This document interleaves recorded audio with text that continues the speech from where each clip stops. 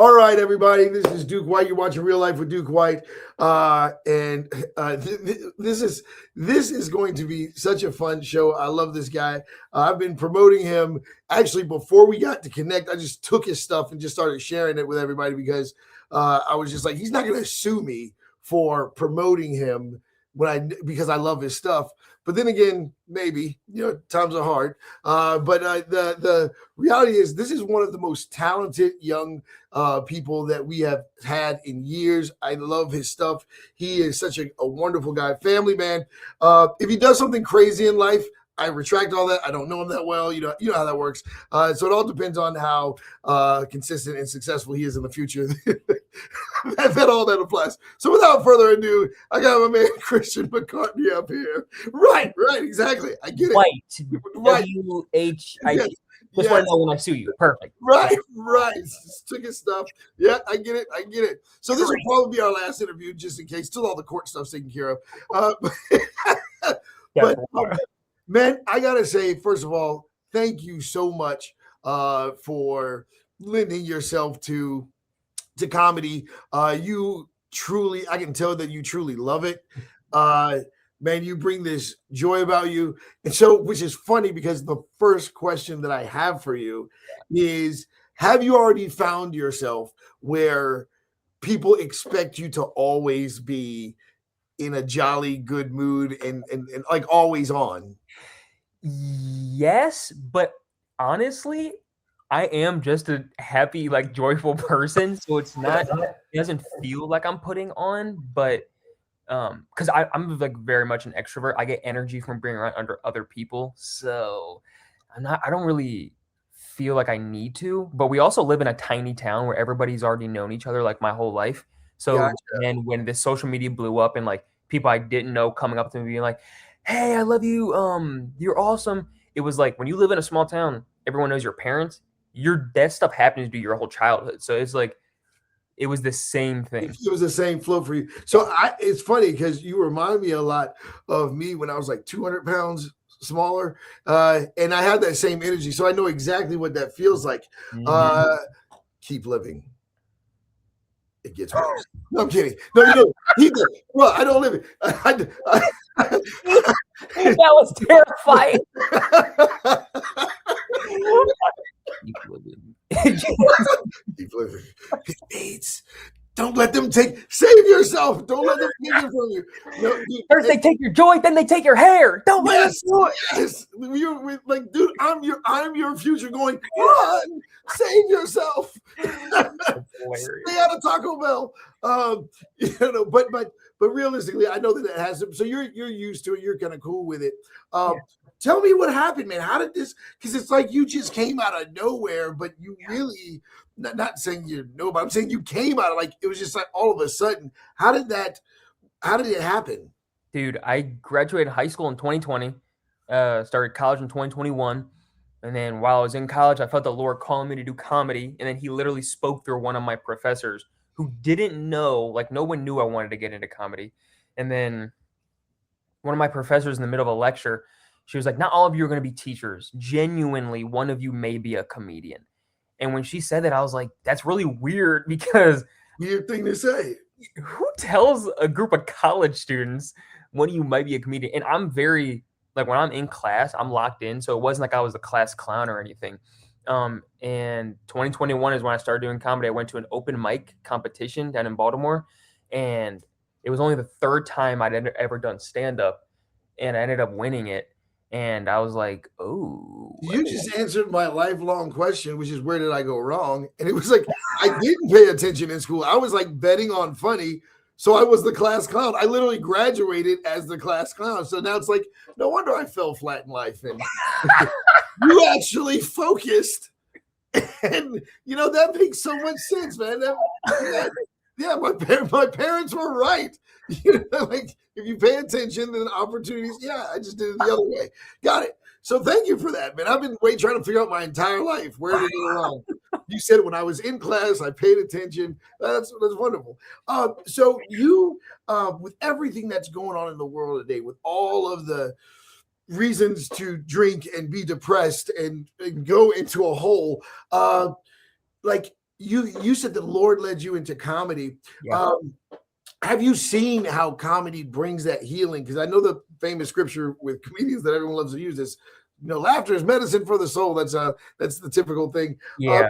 But like, how have you seen comedy really kind of like bring healing to people? I've had shows where people have come up after and they said, you would not know this, but so and so in my family just died and I really needed to laugh and I wasn't sure if I was going to be able to. I didn't even want to come to this show, but I came because my family forced me to, and I needed this. Thank you so much. And Gotcha. because of situations like that, and I mean, you get stuff with social media. I'll get like DMs, and every social media person has experienced something like this where they get a message and it's like at a time where they're thinking, do I want to keep doing social media? And they get a message, your videos helped me through a very dark time. And Seriously, man. it's Yeah, motivating. But I end every single show by saying laughter is the best medicine, but Jesus Christ is the only healer. yeah. Because Oh, I that's always tell people, man, these jokes ain't gonna actually heal you, okay? Like, right. a good time, but if you want Yeah. healing from the Lord. Yeah, the amount of lawsuits that would become. It's like you said that Right. you said that laughter was the healer. That's not what I said. I love that you ended with that because I'm still bow-legged. I'm still both like it. That's good. Now, my other question is doing the management thing. How do you like control that so it doesn't become overwhelming? Because we see how the pressure, because once you become known, it's like your life's kind of much you do a great job, kind of like controlling that. But how do you actually do that? Because a lot of people do get overwhelmed by the success and then it affects family time and all that. How do you manage all that? My wife and I have been together since middle school. So praise the Lord, I've been with somebody who was here before comedy blew up. Yeah. And we live in a very small town, like I said, 5,600 people. We grew up here. We love it. And I know being around people who have normal jobs keep us sane. Yeah, gotcha. Yeah, I love how when I asked the question, you started with my wife because I knew that was the answer. You're like, I got protection. For real, man. Yeah, I got protection. But so this is you guys are about to celebrate your first Mother's Day. Is that correct? Heck, was she pregnant during last Mother's Day? I think she was pregnant last Mother's Day. I think. So this will be the second one. Yes. And yeah, He's here. First one when he's here, but we're not going to just dismiss the life like, Yeah. like he made it. No, this is the first one. No, he was here. Yeah. So what has that been like? Just watching the baby grow and like because babies just come with joy no matter what the situation is. But what has that experience been like? Dude, my wife is the most patient, loving person, and I knew that before we had a son because that's how she's been with me since middle school. So, like since then, I'm like, I can't wait to watch you become a mother. And I hope I'm the baby daddy because, like, our kids be adorable. One, Right. I want to be in a household where your peace is present. Wow. Genuinely, Yeah. So calming, and I would not be able to do what I do if I didn't have it. Well, in the skits that you guys do together, you actually can feel that dynamic, and it's really cool. And I love that. Now, here's something funny. I think you remember when we met at NRB, and I told my son to give you my card, and I was like, the guy with the big hair, and he goes to this white guy with his big hair. I was like, no, like, what are you doing? And I didn't know we had already had an appointment scheduled. And I was like, okay, it worked. But I was like, bro, I'll get you yet. You know what I mean? But I was so mad at my son for like, I didn't say anything, but I was steaming inside. Like, I can't ask you to do nothing. I'm saying that to just say, make sure you practice patience too, because they get older. You're like, really? Oh, it's frustrating. But my I know we talked about the flock last time. How is that going? Because you seem like you guys are really enjoying that. It's such a creative thing. How's that going for you? Yeah, I mean the process. It's on YouTube right now, and we're just waiting to garner an audience with it. I think that's like the thing that you do with any project, and Yeah. I mean, it's crazy because before I like started doing acting and stuff, I was always curious how actors do like multiple projects at a time. And then I learned words time management. And I Right, realized, right. oh, that's how people do Yeah. it. So it's cool to be a part of that project. And then we have another project actually. It's going to be on Angel. It's not even a comedy; it's a drama. It's called Just One More, and it's going to be on Angel Studios May 14th. Yeah, I Yes. love the whole cover up thing about cloning because we know that that's how Hollywood really does it, and that's how you guys really do. Like, I'm pretty sure the real you is somewhere else. Like I love conspiracy, but it's like no, they were there, but then they were also there. They were on Unreal. Instagram and YouTube. It's got to be a clone. Like people are crazy, bro. Dude, I mean, with the amount of stuff that some people are able to do, it's like there's no way there's one of you. Yeah, yeah, no way, no way. You'll find out soon. Because, dude, I see your career going so far. Oh my I God. was like, like you're doing so much, and your skits are so funny. Wait. We were just talking about cloning. Don't you have a twin brother? I don't. Everyone thinks he's my twin. He's 2 years younger than me, but he's taller than me. And we both have green eyes and like big teeth. So everyone thinks that we're the same person. Yeah. No, wait. So that's hilarious. Like you guys look so much like you could switch classes and take classes together. Like that's how When much. you hear us talk, my voice sounds like this. His voice is like this. It's Gotcha. terrifying. Yeah. So do you annoy him? Oh my gosh, yeah. Oh yeah. I'm the middle child, man. Oh, yeah. So am I.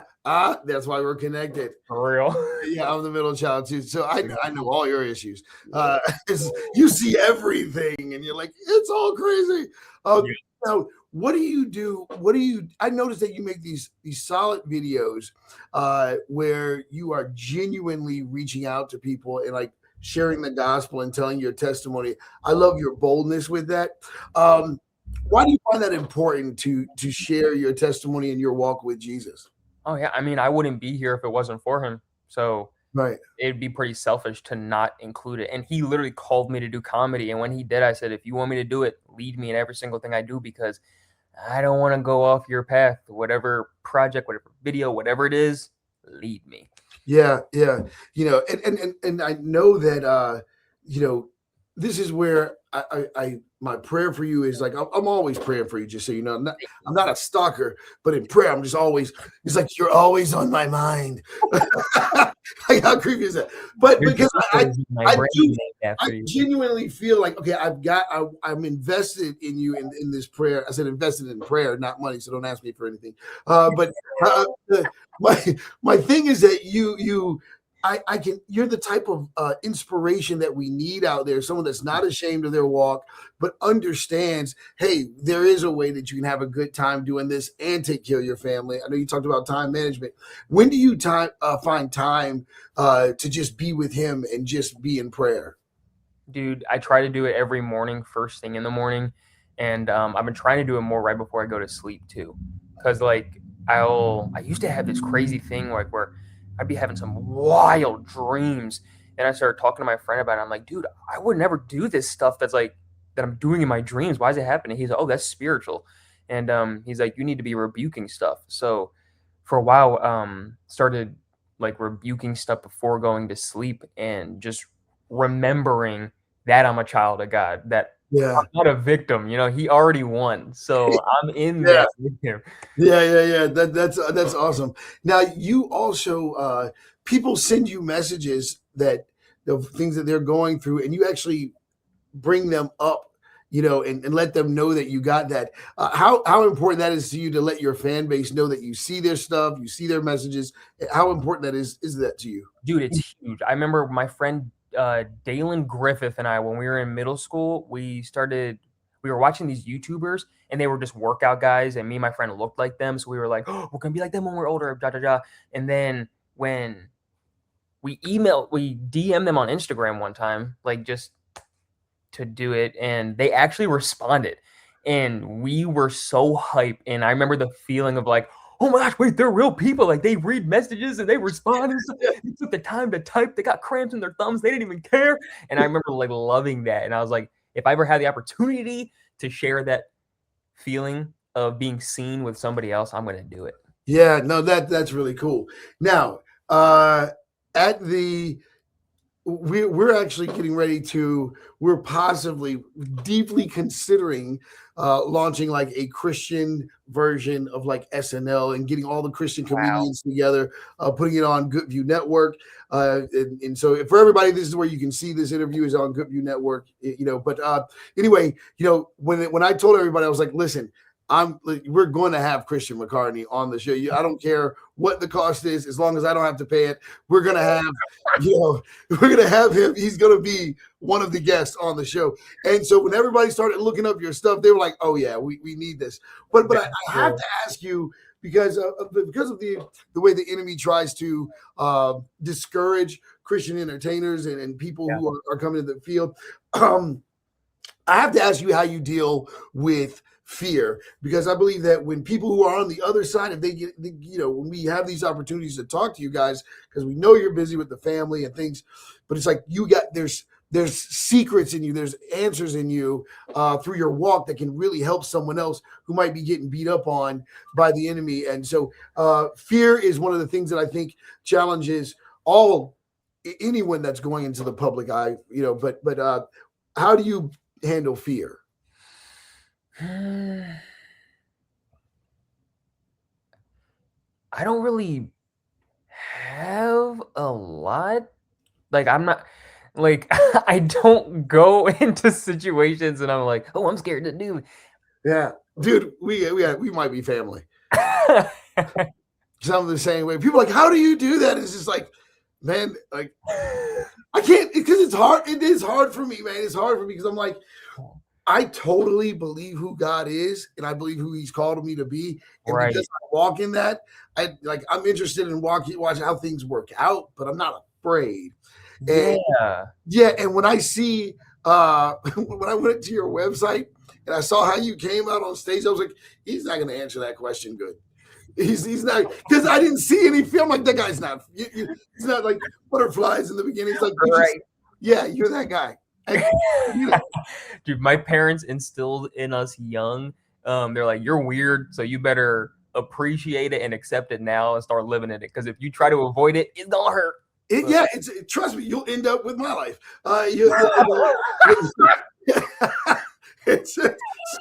Sure. No, but you're making it better. You're making it all make sense. It's like I'm one end of the spectrum, and so it's just like, listen to that guy. Because I think fear can be paralyzing. I think it's toxic. I think it's extremely dangerous, and it kills destiny. And so it's very important that people understand, once you believe who God is, you also have to believe who He says you are at the same time. And so that's critically important. You talked about your parents, and I noticed you torture them in your clips as well. A lot of times. How fun is that? Like knowing that your family's on board with you, because so many people are used to the terror stories. Well, I didn't know my father, and I know this and this. But your family's actually, involved with you, and you feel the love of your entire family in the videos that you share with us. So first of all, thank you for sharing your experience with us. But what is that like, knowing that you have that strong support? Yeah, I mean, growing up, my dad did go to get cigarettes. Okay. But he came back with cigarettes. Right. So like he said he was gonna do. It's not the norm. I think literally like my entire life, even my friends picked up on it when we were young. Like, dude, your parents are awesome. Your parents are so cool. And every job I've had, like where people have known I mean, to be fair, I've only had like 2 jobs, but they say, you know how lucky you are to have parents like this. And I'm like, yes, I love it. Right. They made me, by the time I was in preschool, I wanted to be a dad, just because my parents made it look so much fun to have kids. I was like, I cannot wait until I can be as amazing as they were to me. Yeah. So I had the same thought right? But then MTV came out, and then I was like, wait a minute, and then all the wrong influences, which also led me to the life that I have now. So I'm just saying, I'm so happy that you stayed focused. So I represent what happens when you're distracted and you're off, and you represent what happens when you stay on. What about MTV got you? Well, I'll tell you what. It was. I'm a metalhead. I love the heavy metal. And man, if we had like the Christian rock, it's the church's fault.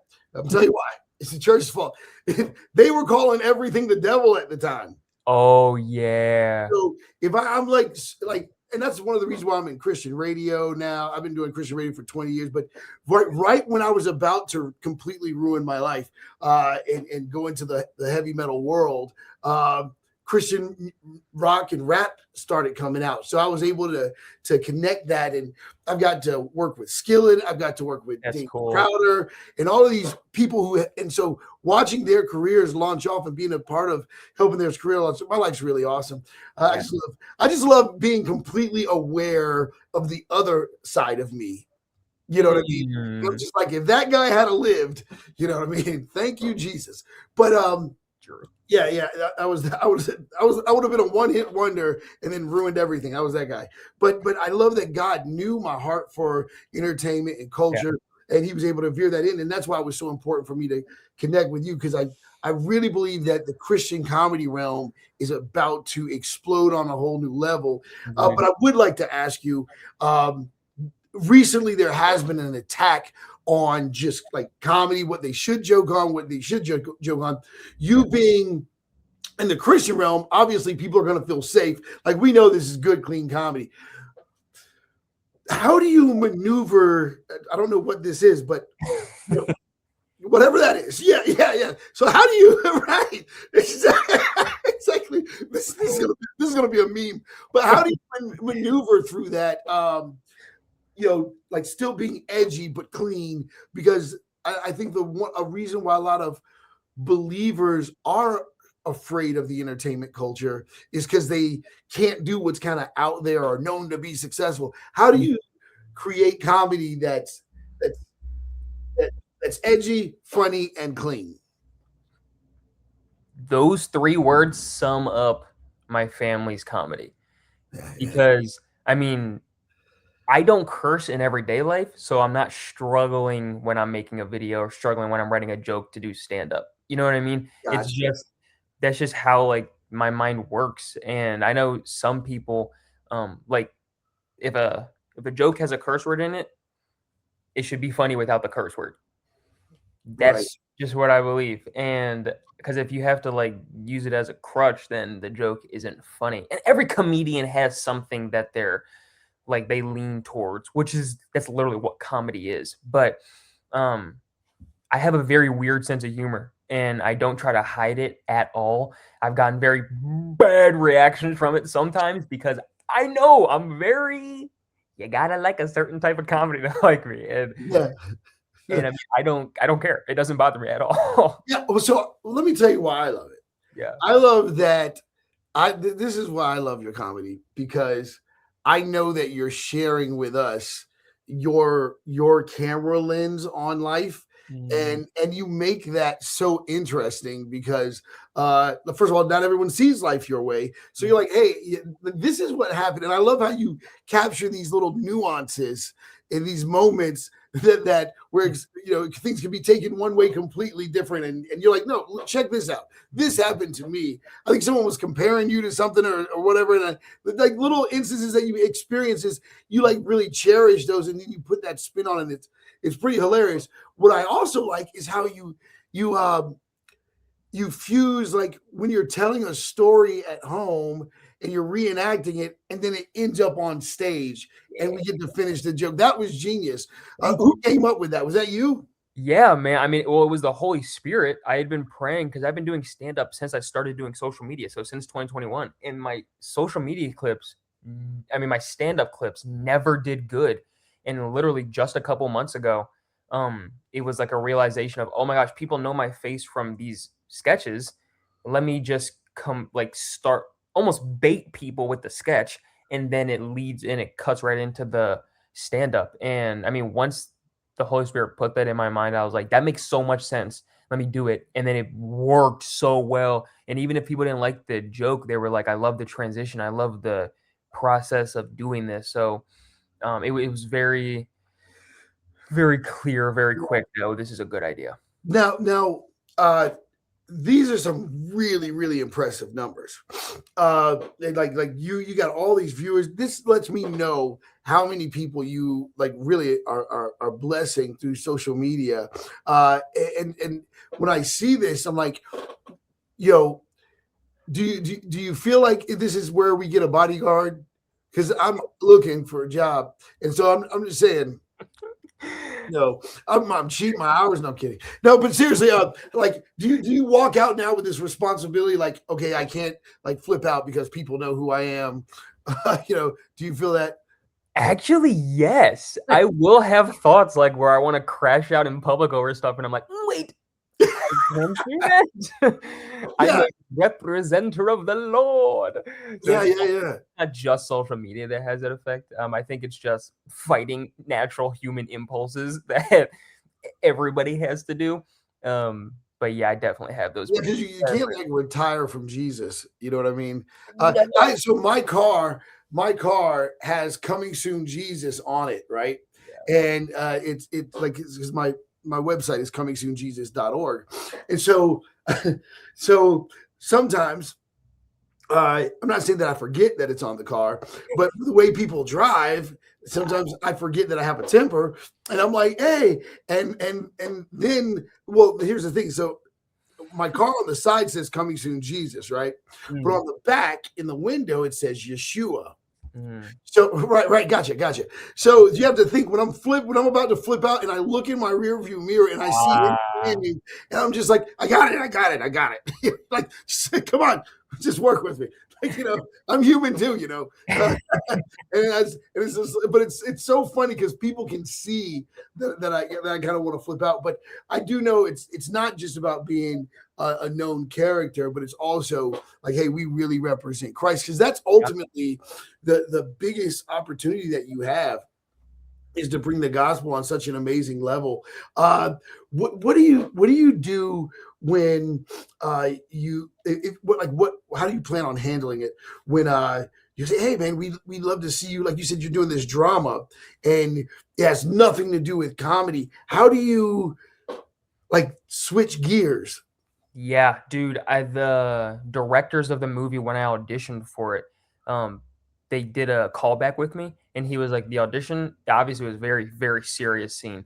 He's like, but there were literally moments where we wanted to laugh just because your face is so conditioned to be funny that you're not even realizing that you're doing something that's funny. And there's still a scene in the movie like where somebody's like, your eyes look hilarious, but it's such a crazy serious scene. Right. But I Yeah. had to work with the directors like crazy to minimize myself, not even myself, the character. Because with you wanting to go into acting, and you doing that, I'm like, oh man, because I know I can only imagine the struggle for Jim Carrey and the struggle for all these great comedians that wanted to do something else, but they got typecasted into just comedy. Are you concerned about that at all, or do you feel like like I can do this? I mean, genuinely, I do what I feel the Lord leading me to do, and if He's leading me to do a drama, I'll do a drama. If He's leading me to do a comedy, I'll do a comedy. Obviously I would love to be doing mostly comedies just because that's where I feel my strengths at. But I love learning. Like I told you, when I was in the classroom, I was locked in. I'm a learner. I'm an observer. So like I will, if I need to learn something, I will do it. Yeah. No, I love that. I love that. One of the biggest things that I'd love to ask you is, who are some of your influence, or is this just all organic? No, not organic. It is in living color, genuinely. Yeah. When I was in like preschool, I think was it? I saw Ace Ventura, and I was like, oh my gosh. I used to reenact the scenes like for my parents. I'd be like, all right, now you say this, and then I'm gonna say that, and then like I would just tell them the lines to say just so I could do Jim Carrey's part. Yeah.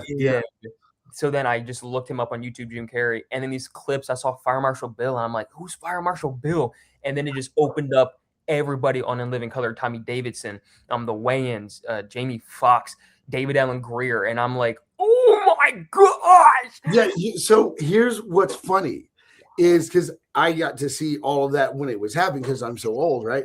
And so I got to see all of that when it happened. And the difference is you were like, hey, I want to apply this in this arena called acting and film. And what I did, I'd go to school as Jim Carrey. So that's another reason why I was distracted in class. I feel like I deserve a do-over.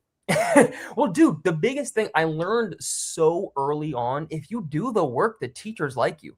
And if the teachers like you, when you're not doing work, you can crash out. Because like when we weren't doing work, I would be crazy goofy. But I knew that if I was locked in when we were working, they would like me enough to let me. Would it be weird if I tried to go back to school? No. No. How old are you? 50. Yeah, 50-year-old man in first grade. That's normal. Yeah, I think that's normal. I think that's perfectly normal. Snacks with first grade. Yeah. So let me ask you this, because I know we're running out of time, and I don't want to hold you up because I don't want you to be scared to do interviews with me. But you're like, that guy took an hour. No. Oh my gosh, you're good. Yeah, you're like, no. Yes, you're right. I got stuff to do. One more question, right? But what is your plan from here? Like, is there anything else that we need to know? Like, are you going to go into music? Would you even go to, I mean, is there something we don't know? Because you seem like that guy that's just got an arsenal of stuff. Oh, do I now? I can sing. That's actually wild that you even brought that up, because my wife and I were recently at a revival, and the lady who was up speaking said she got a word for me, and she was like, piano. She was like, you have music, you have lyrics in you that you need to get out. And I was like, okay. So that's why you see it. Wait, other side. You see a little piano right there? Yeah, you're learning. I'm trying to. Yeah. I'm telling you right now, I could see it. I think that you are first of all, I know for a fact that you're an extremely deep person and extremely in tune. And I think that I tell people all the time, when one of the reasons I'm on the front line battling for creatives is because one of the biggest mistakes that the church made when I was growing up was they made it seem like God was the creator of the universe, as in was. Like, he's still not, like I'm like, guys, he's still the creator of the universe, and he's sending creative people, and we're squandering them. And I think that the reason why the secular entertainment world has had such a negative impact on culture is because, God's sending these wonderful people with these great talents to create and to make life enjoyable. And when the church doesn't recognize it or know what to do with it, then they go into the world, and next thing you know, and it's like people like you, I could see people who've doing secular comedy for years going, wait a minute, he's hilarious. I don't have to do this anymore. I don't have to talk like this anymore. I think you are such an inspiration for the entertainment industry, not just the Christian industry. You can pay me afterwards, but I think that you are truly a gift, because what you let me know is that, I'll give you my cash app. What you let me know is that God's not done, because when you get my age and you see the entertainment culture, you're like, all is lost. And like, seriously, like, guys, we're not going to recover from this. This is bad. And then, but you come out, and I'm like, hold on, like, God is creative, and you share your love for him. You share your love for your family. You are such a good example of what God can do when we just trust him and not strive. So, man, I just have such a high respect for you, and I really do appreciate you in so many different ways, man. I think you have a huge future, and I just want to be somebody to say, hey, man, I was praying for you the whole time. You know what I mean? Thank you so much. I think it's I think the Lord is raising up a new generation of people, of young people in entertainment, and it's not just for young people, but I'm saying, like, a lot of the newer artists who have been blowing up recently, artists or entertainers in general, who are Christian. I mean, we make it very clear that we're Christian. We're not trying to hide it. We're not trying to do anything. And I think it's because Christian entertainment has gotten looser, like how you were saying they used to say everything demonic, devil, don't like. Right. So there were these chains and like holding people back where if they're like, all right, if I'm gonna go sing this hard rock song, I can't say I'm a Christian because if my church finds out, they'll kill me. But now that the church is like, oh, the kids and the young people and even the older people do have interests, and we should be understanding about what is interesting to them because the body of Christ is one body. Yeah. It's not like was what I'm saying making That sense? makes Like, perfect we sense. need to be championing each other and the gifts that God has given us. Yeah, I totally think that a lot of that genuinely had to do with just the the church was just the church. We knew church. And then when all of this stuff came out, like MTV, HBO, and it was just like, oh, something other to do than church, we didn't realize, oh, wait, this is like God can use creativity. And we're I told David Crowder this, and he loved it, and that's what really connected us. Was like, we're his. God is a creator. We're his creation, and he communicates to us through creativity. And so when we're really allowing ourselves and lending ourselves to God's creativity, that's that alignment that we can't. Like everything else is striving, or everything else is honestly bondage or fragmentation and loss of identity. But when we really say, God, who do you want me to be? And he opens these doors, and I love that you brought up Jim Carrey, because we can't be like, a lot of people are like, who is your influence? And it's just like, no, it's just Jesus. And it's like, come on, man. It's like Jesus was walking around as Ace Ventura. Like, come on, man. It's okay to say I like this. Now, just so you know, because I know we have. I'm not trying to make your son one of my clients, but I am. So check this out. We just launched our kids channel. So make sure you check it out on GoodVueNetwork. We just launched our kids channel. So send me a report and be like, hey man, he's digging this. It's a 24-hour kids channel that you can check out on GoodVueNetwork. We are launching our 24-hour comedy channel. So I hope to be working with you soon on that, man. Wow. Anything we can do to support you in any way, man, please let us know, because we are fully behind you, man. We love you 100%, man. And I think you're doing such a great job. Thank you for sharing like your family, your moments, man. You are such a wonderful leader, and I just see such a bright future for you, man. I really do. Again, I would suggest, because I was about your size about 25 years ago, just be careful with Taco Bell.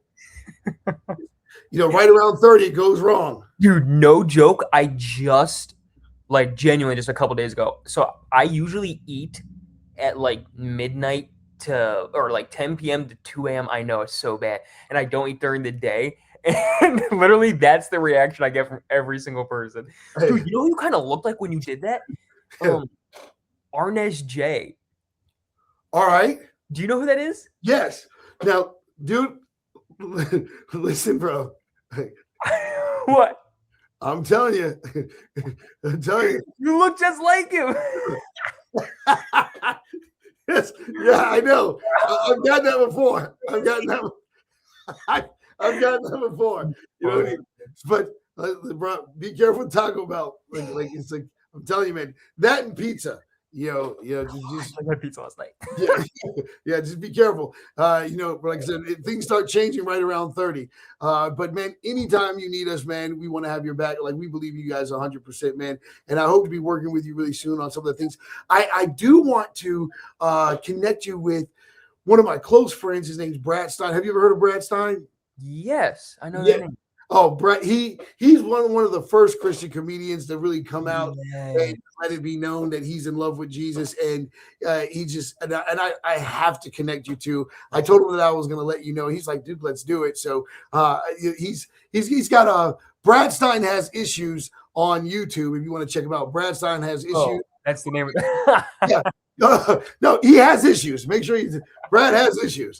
I know he does, but I want to connect you to that as well. To him as well. The last thing I'm going to tell you is that, well, first of all, what are the tour dates? Let everybody know how to contact you on social media and everything like that. Yeah, so this website right at the bottom of the screen, mrmccartney.com, all the tour dates will be posted on there. We actually just had some rescheduled. I'm opening for another comedian named Johnny W on this Live and Laugh tour. So those dates will be coming. Actually, I think I just got an email during this meeting from my agent. Um, From my agent. Look at you. Yes, you are important. From my representation. Yes, yes. That's I love the way it just said from my agent. It was so genuine. I had to take a shot at it. I mean, that's who he is. I don't know what else to call him. Exactly. Oh, Go yeah. ahead. So sorry, the dates will be rescheduled. They'll be on this website, probably by the end of this week. Gotcha. One last thing that I do have to bring up that I think is hilarious is now how do you deal with the older generation, like saying, "Hey, young man, does anyone ever try to give you tips about anything because you're now walking into this? How do you handle all that?" Oh yeah, I mean, it depends how close I am with them, how I can see if they're living their life for Christ. Because I mean, we know a tree by the fruit that they bear, and if your tree's not bearing no fruit, You're not you listening. don't listen to a word you say. Gotcha, man. Gotcha. No, keep that. Keep that. That's going to take you far. Well, listen, man, I'm not going to hold you up any longer. Thank you so much for your time. Man, again, anytime you need me, man, just hit me up. And thank you for taking this interview. You are such a gift from heaven. You have a wonderful family. Wait, one more thing. You're like, I was almost out. Oh my gosh. This guy's What? You are biracial, correct? Correct. Yes. So I said yes. Like good. No, I mean really. But do you incorporate that into your comedy at all? Oh yeah, yep. I have some videos about it. I have stand-up jokes about it, and I mean, it's hard not to because I mean that's literally just like anytime I talk about my parents, it's hard not to mention it. But it's also sweet because my parents made it very clear to us, like growing up. I didn't realize not everybody was biracial. I thought everybody had multiple, like one parent one the other. So I was like, dang, That's your mom is a really dark white person. You're like, my experience is the experience. Literally. What? So like the reason why I wanted to ask that is because like how do you see, I wonder if people just straight up walk. Do you go, "What are you?" You know what I mean? Does that happen? I had to ask. When I used to work at a gas station, it's called Land Hope Farms, and I used to work there in Oxford or Unionville, Pennsylvania. And a lady came up to me one day while I was sweeping floors, no joke, patted me on the shoulder, and she was like, "What are you? You are exotic." And I was like, "What the?" That's the one and only time I've been called exotic by a stranger. And I was like, I don't even look that exotic. What are you talking about? Well, because I just know how inappropriate people can be when it comes to that. So I was like, I gotta know, man. People just walk up to you and go, "What are you?" It's just like, you know what I mean? All right, so that was the last one. All right, but I didn't want to forget that. Listen, guys, MrMcCartney.com. Make sure you go there. This guy is the future of comedy. He is amazing and such a just great spirit, humble guy. You know what I mean? Even though he has an agent. No, man. I wish you and your family nothing but the best, man. Thank you so much for taking this interview. You're wonderful. And everybody, make sure you support him. Go to book his shows, find out those tour dates. Make sure you guys go and support him. And again, man, you got us in your pocket. So anything you need, man, let us know. All right, brother? Thank you so much, Duke. You've been genuine since the first moment I met you, and I love you, man. Yeah, it's only because you're famous. All right.